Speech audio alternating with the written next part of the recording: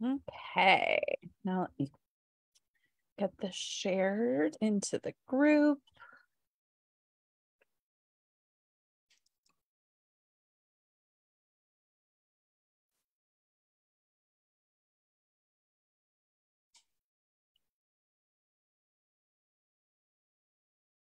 So if you are joining us, go ahead and drop a comment. Let us know where you are watching from. We always love hearing where everybody is watching us from.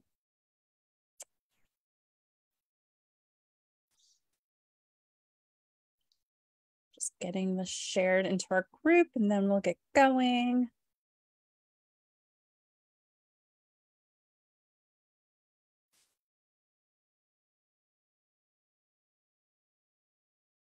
Okay.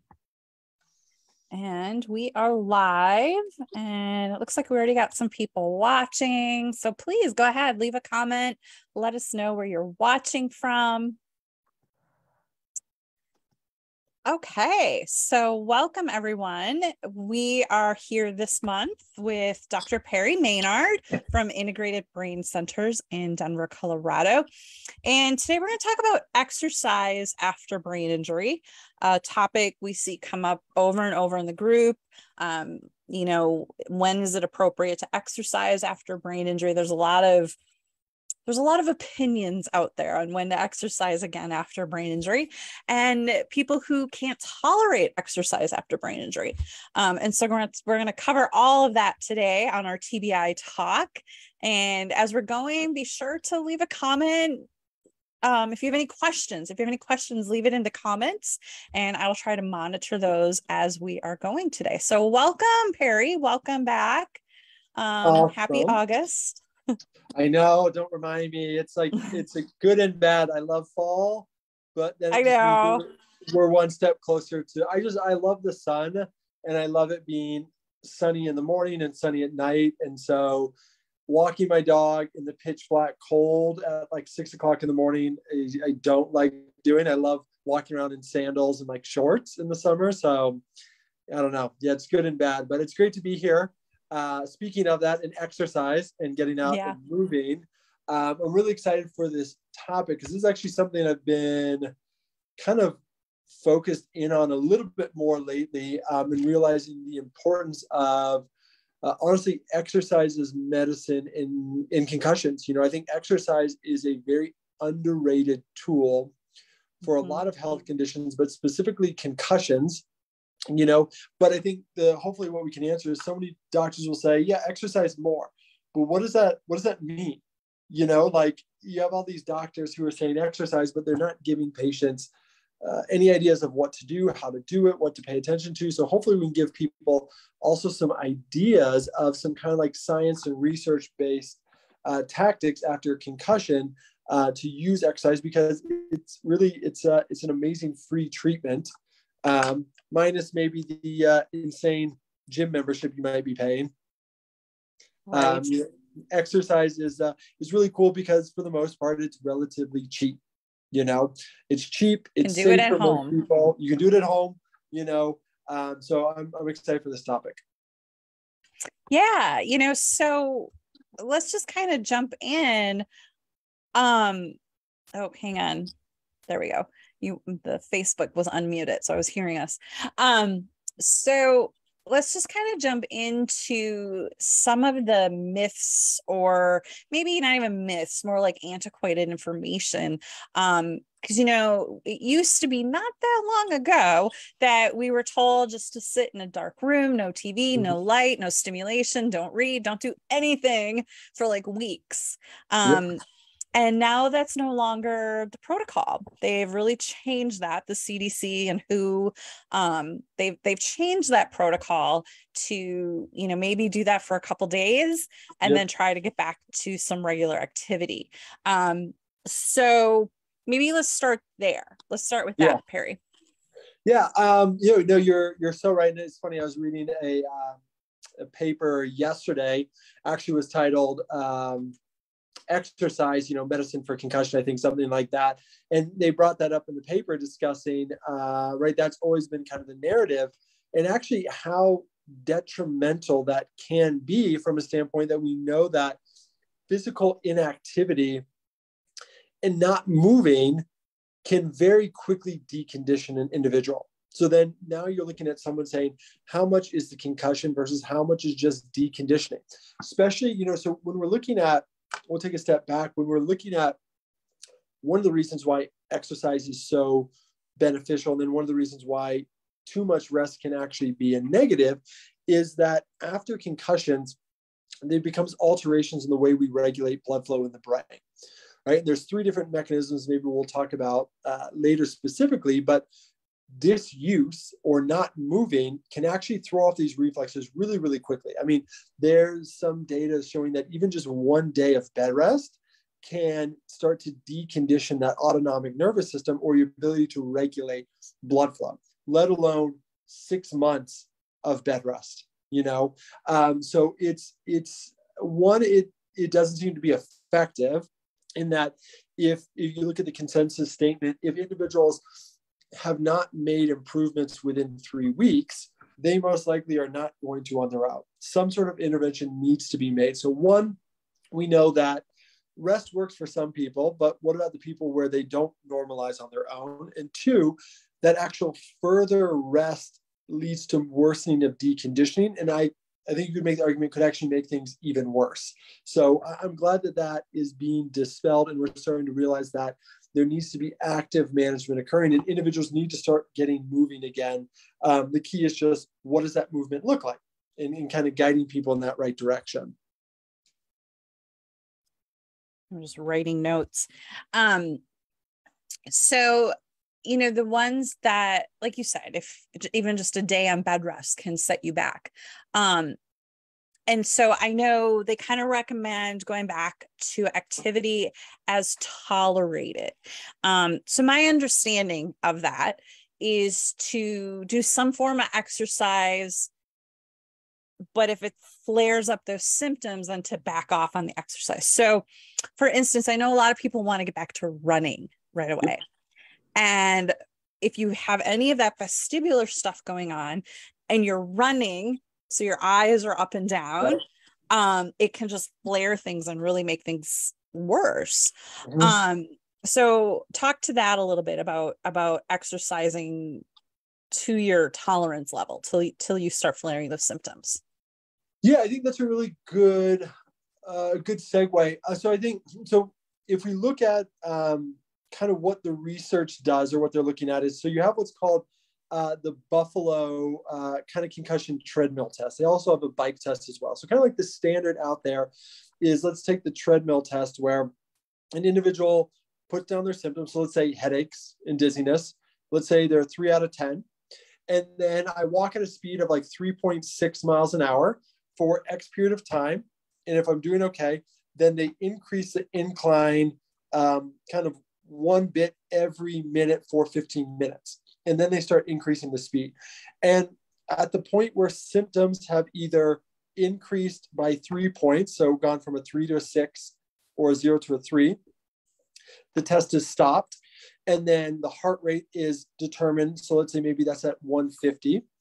And then what you do is you take 80% of that, and that's the work capacity that an individual works at for like a 20 to 40 minute workout. They work at 80% of the threshold to where their symptoms came on. So that's really how the research looks at it, and kind of like the standard of assessing sub-threshold capacity from a heart rate standpoint. I think you made a really great point though. The treadmill test isn't great for everyone, or who's to say it is a vascular component versus an inner ear or a visual component, you know? And I think that's really important with every concussion, is to figure out, is it a, you know, there's an interesting picture I saw of subcategorizing forms of concussion. Like one is like autonomic migrainous, one is sleep, one is like vestibular, visual, cervical, and then like blood flow. So it's kind of saying like, where does that patient fall in? Like, is the majority of their symptoms cervical, spine, or vestibular? Is it all of them? Is it sleep? Is it autonomic? So I think figuring that piece out early on and saying, okay, yeah, this seems like a vascular issue. So maybe something like a treadmill test makes sense versus If you have someone who can't walk because they feel like they're going to literally fall over because they're so dizzy, I don't know if you're going to get a very accurate assessment of exercise tolerance. And that's where we can use something like maybe a Buffalo bike test. So where there's not a lot of head movement. So maybe we use a bike test to determine kind of cardiovascular activity. So there's multiple ways to go about it, but really what you want to do is you want to find that exercise threshold, back off by about 80%, and then you'll have individuals work at that 80% heart rate for about 20 to 30 minutes, 5 times a week. And then what the research shows is then every 2 weeks, they kind of reassess it and then bump up the threshold more and more. And I think that actually is a really kind of simple way of going about it. And I think if it's more of a exercise intolerance, I think that works really well. But I think it's important, like we said, we have to make sure that there's not other reasons exercise is bothering them. Like maybe they're getting dizzy squatting up and down, not because it's cardiovascular, but because of visual or vestibular. Or maybe they're having trouble, lying down and sitting up from a bench press, not because of vascular, but because of their inner ear. So that is a really important distinction to be made. And I also, in my yoga world, we talk a lot about how cardio isn't always the right exercise. Like sometimes cardio can trigger, the sympathetic response, putting you into fight or flight. Like if you're overdoing exercise, so with yoga, we want to try and bring it back to rest and digest, right? And so, like, what component do you see? And that's talking more broadly. That's talking about just people in general. Where here we're talking about people with concussions, right? But I have to believe it plays a part in it too, right? Like when we're overdoing it, we're essentially overstimulating our system and putting it into fight or flight, like it's trying to protect itself. No, that's a good point. And that's where I think not all cardio or what maybe someone might think of like aerobic training is the same. And this gets back into more like exercise physiology in that for sure. There's a very big difference between HIIT training, so high intensity interval training, and then maybe something that people might be familiar with, like what's called like zone 2 training, which is a little bit maybe more endurance, or what people might know as like endurance training, a little bit lower intensity, higher volume. Those two things are very different. They're very different how they affect your cardiovascular system, how they affect mitochondria, energy systems, and then also your brain, like you said, and that's where I tend to err, honestly, more on the side of lower intensity, like aerobic training, honestly, more on the arena of the zone 2, because it tends to be far less demanding and stimulating.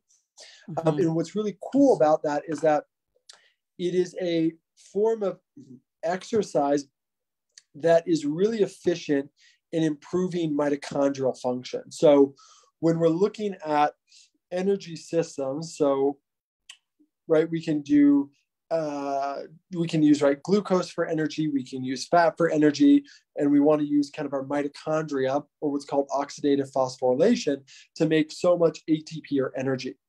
And so when you're looking at zone 2 training or a lighter aerobic training, is the idea is that is kind of the zone where you're optimally really exercising those mitochondria in more of that beta oxidation. Now, once again, there's nuances and discussion to this, but from a simple standpoint, as soon as that intensity starts getting higher, you start moving into more anaerobic energy states, right? Where you start producing things like lactate, lactic acid. Those things aren't bad. They just have a different physiological response. And I think individuals with brain injuries, we know that we want to try to improve mitochondrial function. So I think that is helpful for that. 2, it's lower intensity, it's less stimulating, especially on the central nervous system. So like aerobic training is great for recovering athletes, right? Because it's a little bit more friendly on heart rate variability and things like activating that sympathetic nervous system, versus something like high intensity Tabatas is very stimulating to the brain, right? It is very stimulating to that sympathetic nervous system, which is something we might not want to do.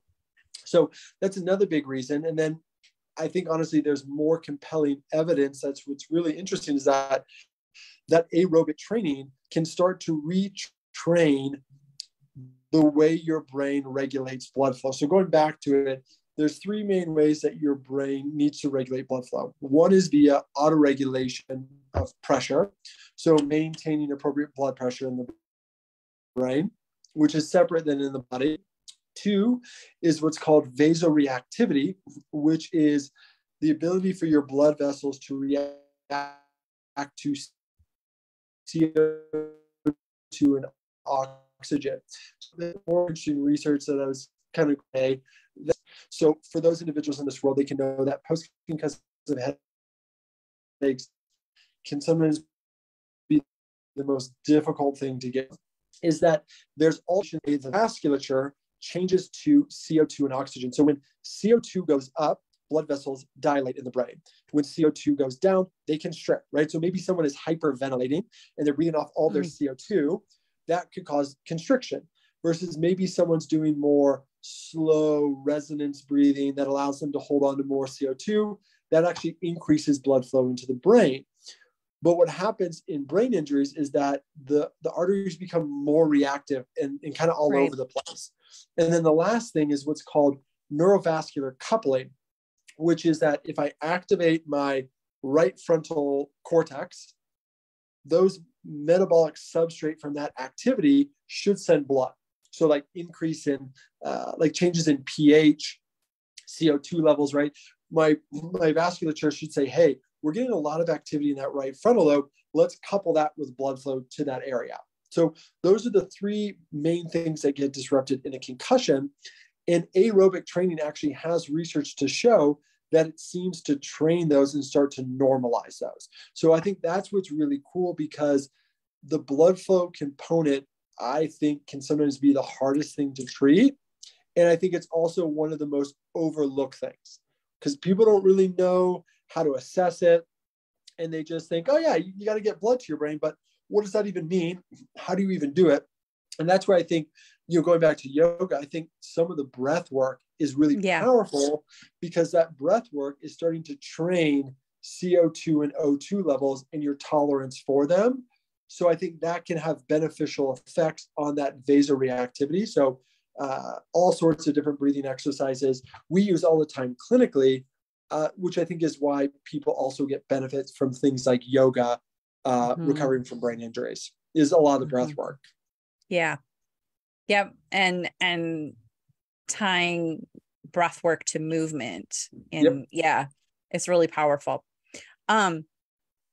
So in my experience of kind of working with other survivors, I find that the more elite athletes, right? Like collegiate athletes, maybe even Olympic athletes or pro athletes, they struggle with the exercise intolerance, right? Because they're used to like just going hard, and now all of a sudden they can't. And they don't know how to not go at it that way, right? So yes, I see you're eager to talk about that. Yeah, no, that's an interesting point. And I think it's a very true statement, because it's like, I think sometimes you can see when people are more fit, sometimes they have better outcomes from concussions. But on the latter, that is definitely true, in that concussions can kind of bring us back down to earth and saying, we're going too hard. And I think that's a great statement, because athletes are very in tune with their body, and they're used to performing at a very high level, versus maybe your average person who's like, I work out here or there, and they don't really know their body. They're kind of like, like you think about your typical like middle-aged male. He's just like, I don't know, my back hurts and this and that. Like they don't really know, versus athletes are very in tune. Sometimes too in tune. My gluteus maximus is too tight today. Like they can pinpoint it. There's almost too much interoception and too much awareness of like flaws and things like that, which I think can sometimes actually work against them. Yeah. Athletes also tend to be type A, and kind of like, if I'm not 100% better, I'm not better. But for sure, they're used to performing at a high level. And a lot of times you have to bring it back down. Just like I said, if you're looking at a Buffalo treadmill test, and now at 120 beats per minute, your symptoms come on, well, let's say 100 to make math simple, you now got to work at a threshold of 80. They may be thinking like, what?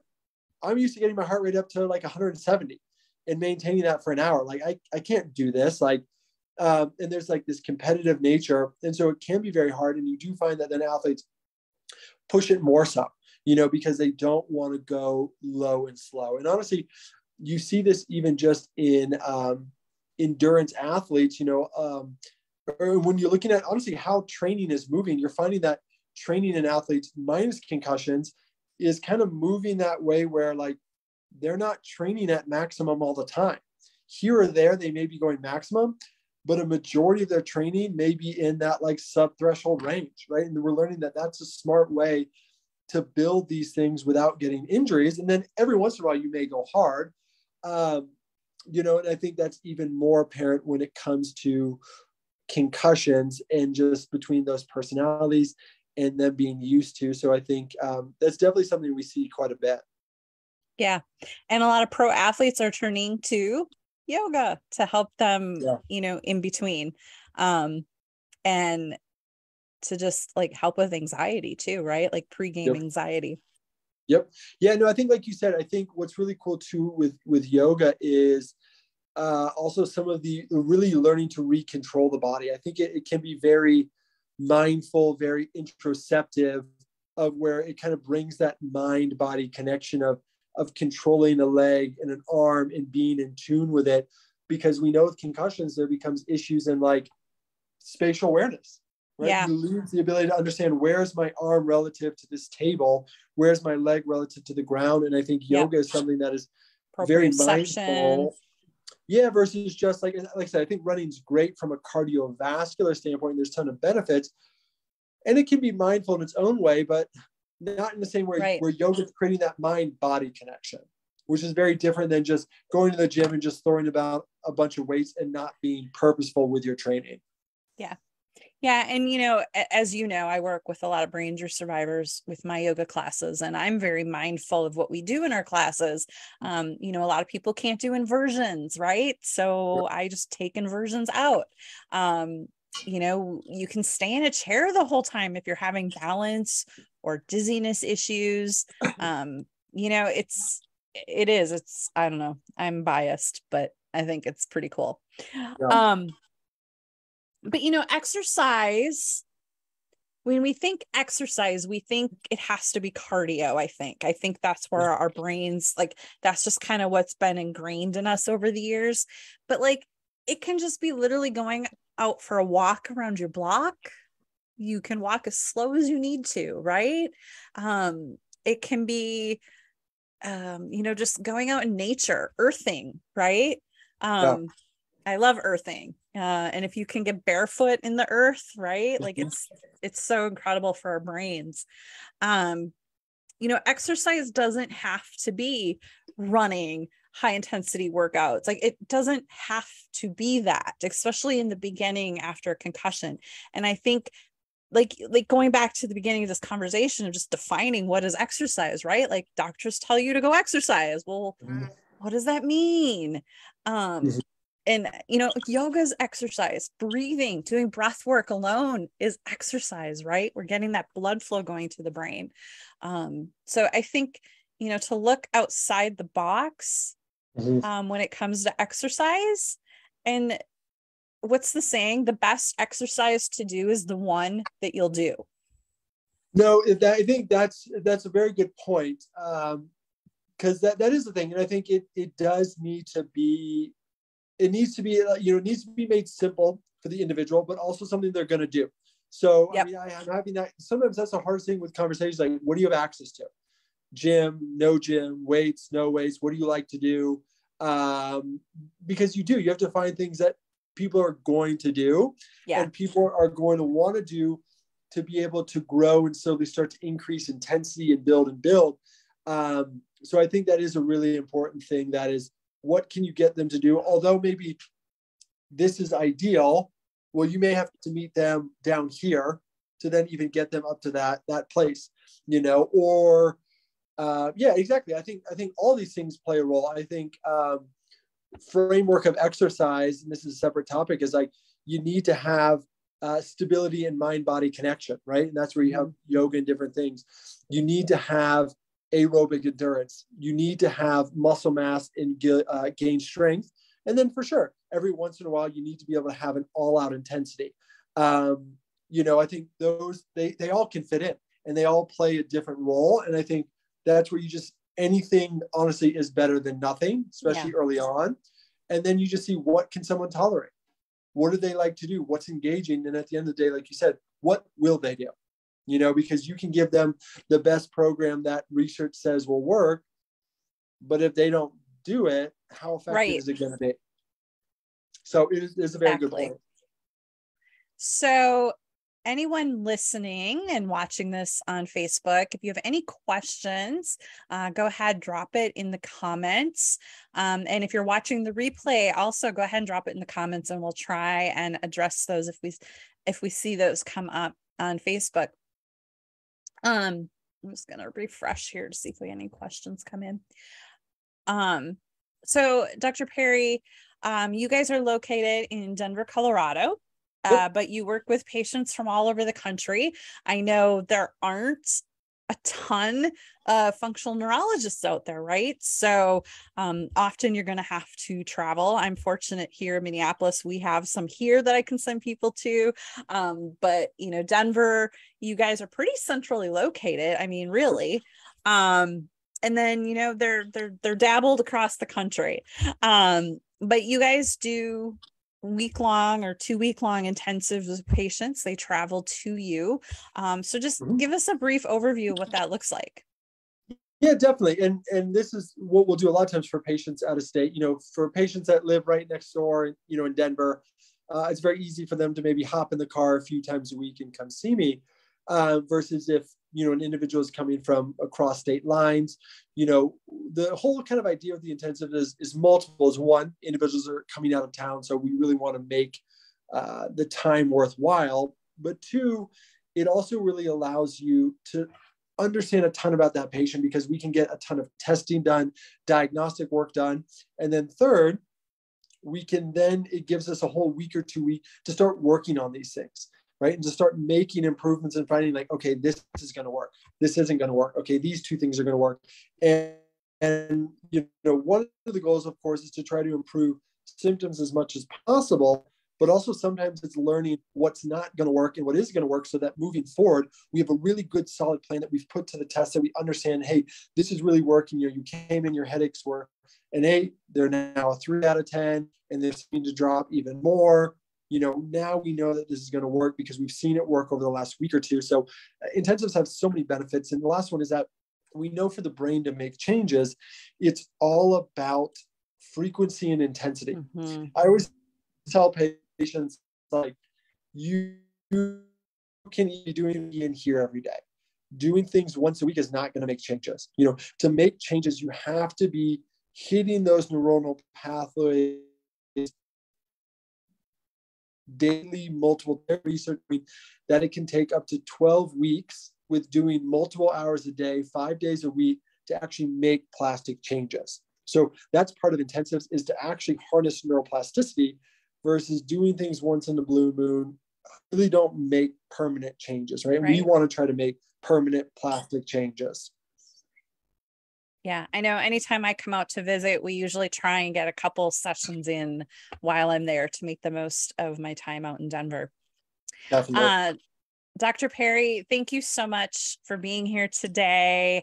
As always, people can find you at integratedbraincenters.com, and they can schedule a free consultation with you to see, if it's a good fit, and anything you want to add.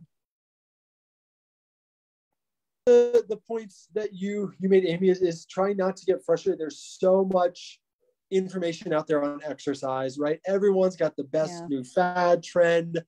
And it doesn't have to be complex. Like you said, moving and getting your heart rate up. I think that's a big piece. We talk about cardio, we think, oh, I have to go run monotonously and it's boring. No, you don't.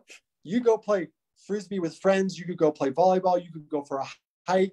You just need to get moving, get a sweat, get the heart rate up, and doing something that you enjoy. So it doesn't have to be complicated, right? You don't need to pay all this money for this crazy program put together by someone, or, if anyone says that they've come out with a new way to make exercise easier in less time, it's like, no, we don't have to overcomplicate it, so stick with kind of the basics, stick with things you love, and just start getting moving and doing something that you can do every single day. And you're going to have far more benefit than some fringe thing you found online. Perfect. Well, Dr. Perry, thank you so much for being here today. And we will see all of you again next month in our TBI talk. Awesome. Thank you so much.